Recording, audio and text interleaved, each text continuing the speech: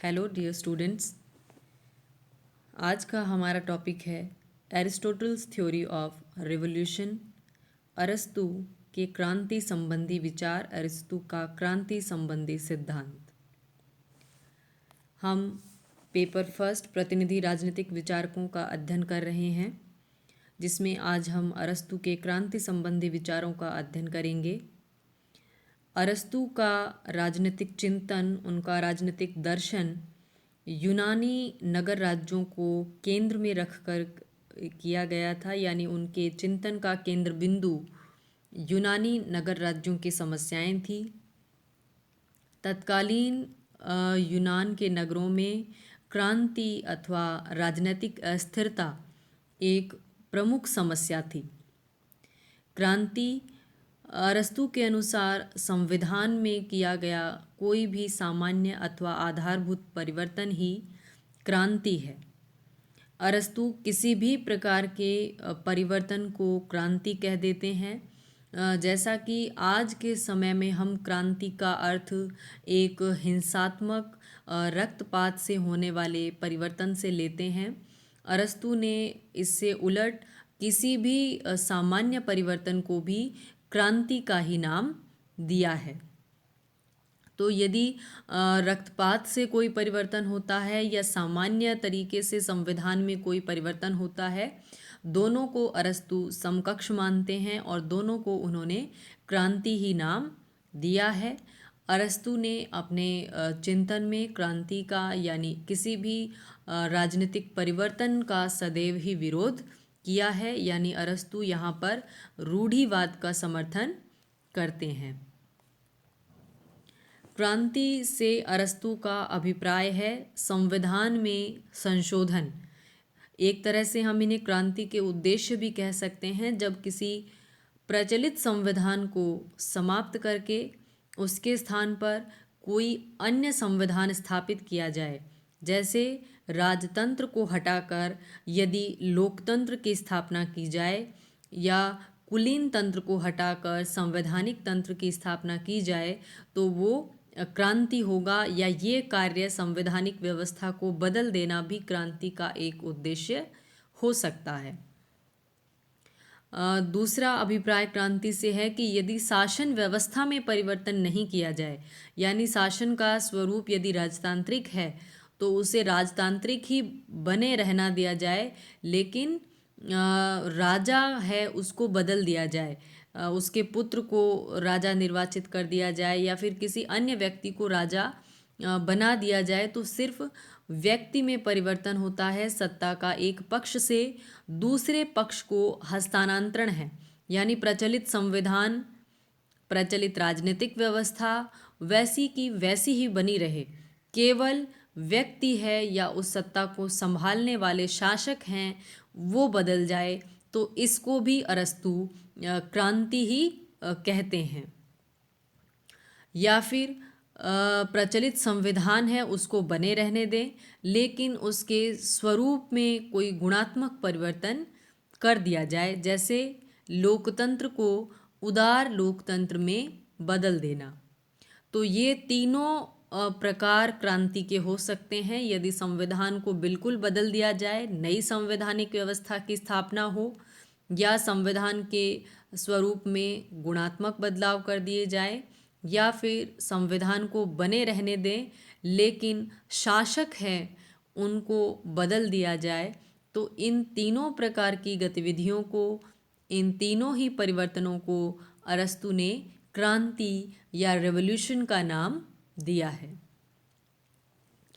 इसके पश्चात है काइंड्स ऑफ रेवोल्यूशन, क्रांतियों के प्रकार या भेद। पहली प्रकार की क्रांति है वो पूर्ण क्रांति अथवा आंशिक क्रांति हो सकती है। जब संपूर्ण संविधान को रद्द करके एक नया संविधान लागू किया जाए तो ये एक पूर्ण क्रांति है। यदि प्रचलित संविधान में सीमित परिवर्तन किए जाएं, थोड़े बहुत बदलाव यदि किसी संविधान में किया जाए, तो उसे हम आंशिक क्रांति कहेंगे।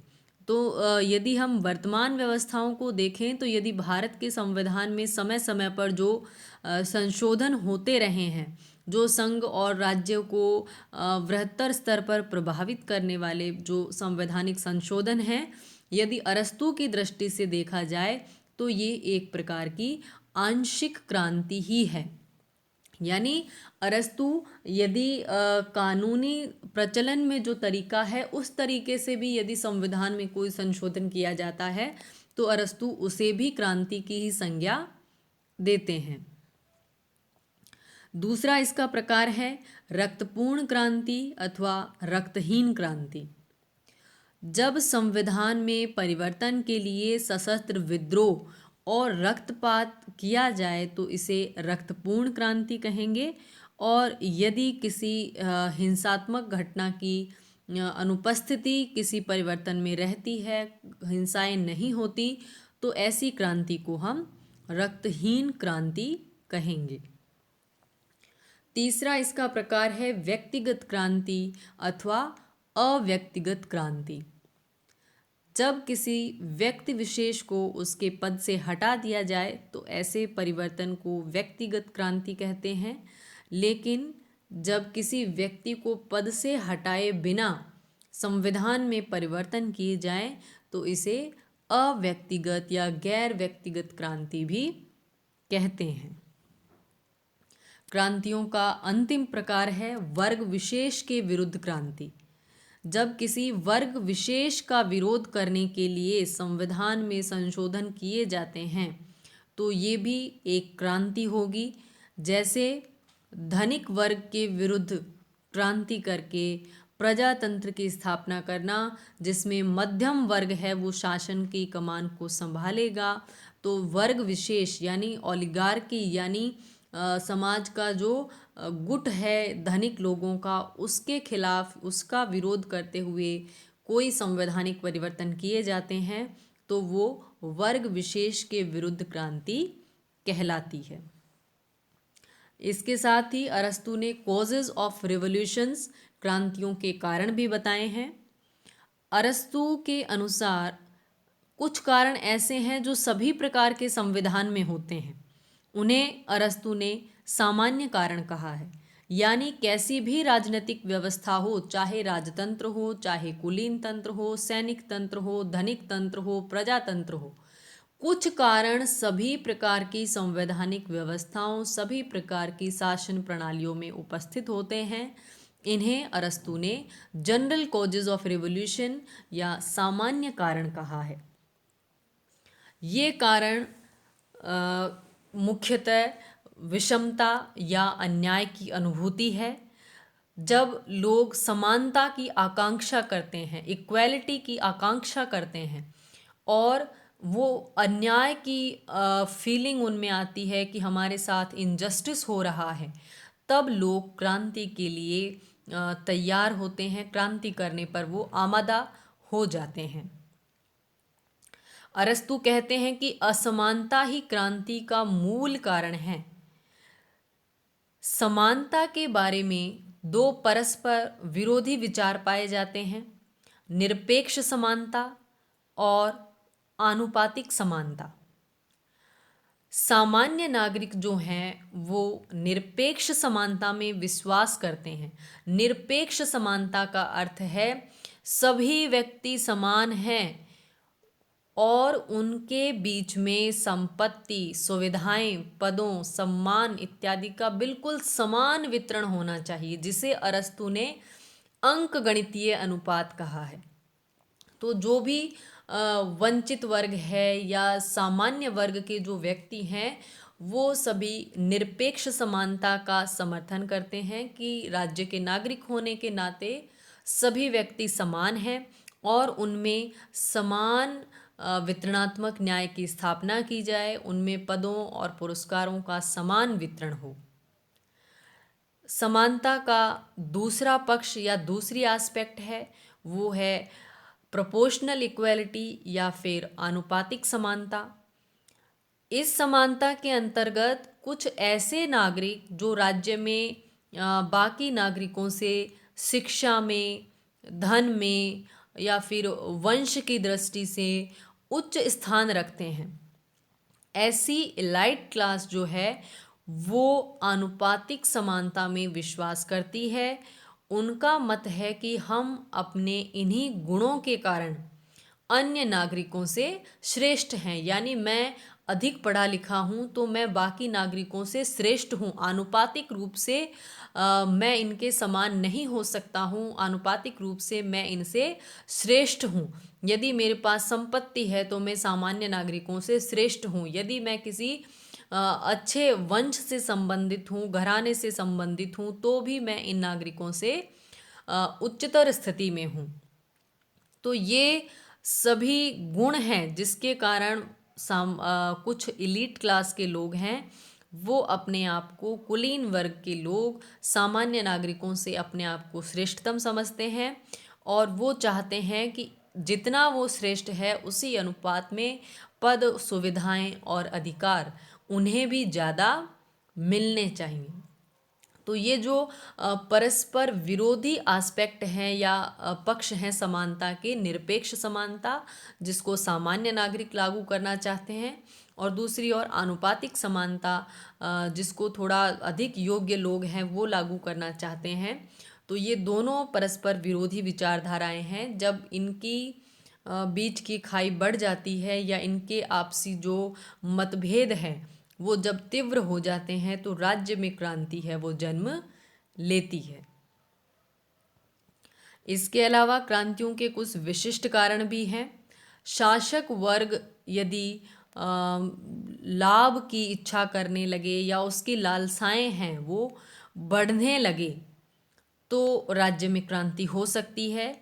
और इसके अलावा जब प्रमुख नागरिकों को या समाज के जो प्रबुद्ध नागरिक हैं उनको ये महसूस हो कि अब इस शासन से हमें कोई लाभ नहीं है या किसी प्रकार के सम्मान की कोई आशा नहीं है, और जो जिन सम्मान के, जिन पुरस्कारों के हम योग्य हैं वो अयोग्य नागरिकों को प्राप्त हो रहे हैं, तब वे इनकी प्राप्ति के लिए क्रांति का षड्यंत्र है वो रच सकते हैं। तो जब भी प्रबुद्ध नागरिकों में लालसा उत्पन्न होती है, उनमें लोभ उत्पन्न होता है, क्रांति हो सकती है।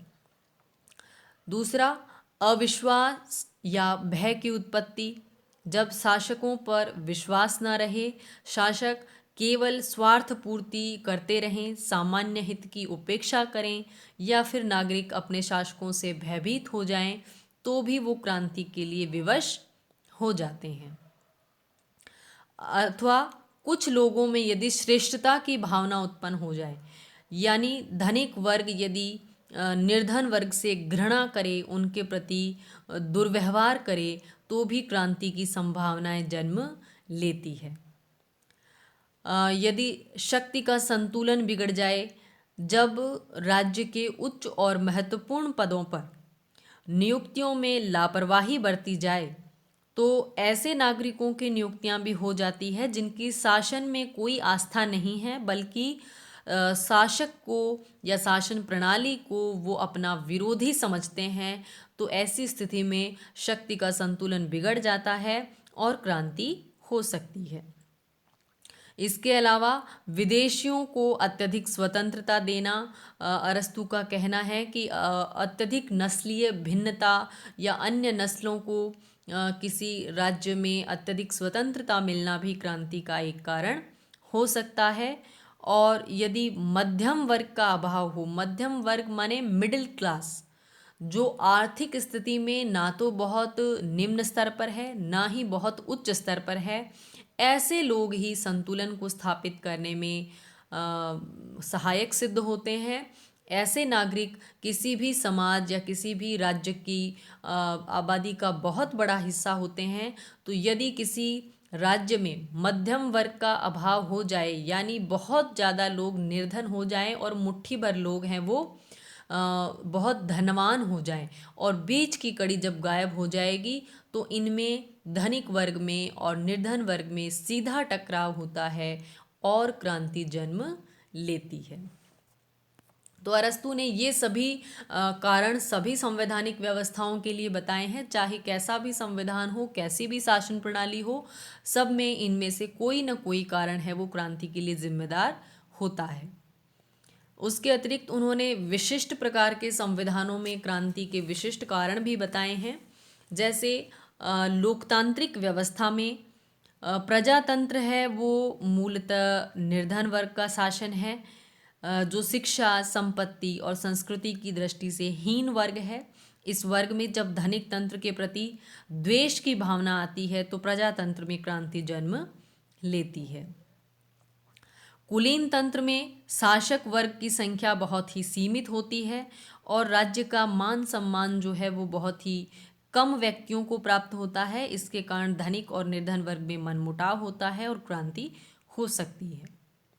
निरंकुश तंत्र है, उसमें यदि सत्ताधारी अपनी प्रजा के प्रति दुर्व्यवहार करें तो क्रांति है वो वहाँ पर भी हो सकती है। राजतंत्र में सामान्यतः एक गुण संपन्न व्यक्ति यानी राजा का शासन होता है जो सामान्य हित में शासन संचालन करे, लेकिन जब कभी राजा आतताई बन जाए या सिर्फ स्वार्थ हितों की पूर्ति करने लगे, अपने हितों की पूर्ति करने लगे, तो राजतंत्र में भी क्रांतियां हो सकती है। क्रांति को रोकने के उपाय।